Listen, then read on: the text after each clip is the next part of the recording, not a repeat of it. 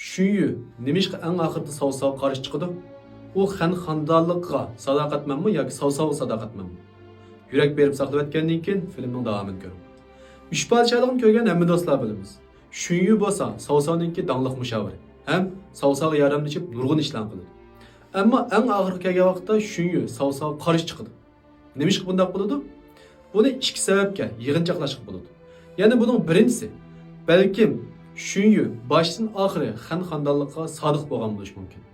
Ammo savsavninki asta-asta ko'ngilning qarayib ketishi, ya'ni aslidagi xan xandonligini qutqizishdan o'zininki podshoh bo'lib uni egallab olish niyatininki oshkorlanishiga ergishib, Shunyu asta-asta uning qarshi chiqishga boshlagan deyishga bo'ldi. Ikkinchi sabab bo'lsa, balkim Shunyu boshdan oxiri savsavga yordamlashib, xan xandonligini qutqazmagan yoki savsavninki podshoh bo'lishiga yordam qilgan.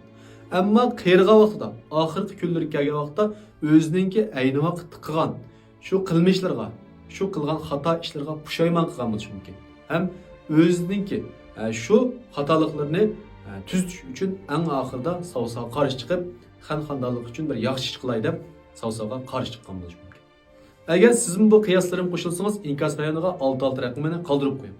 Texnik ko'p jahondorchilikqa oid mazmunlar qiziqsangiz, ayrim xonamga uchur qiling.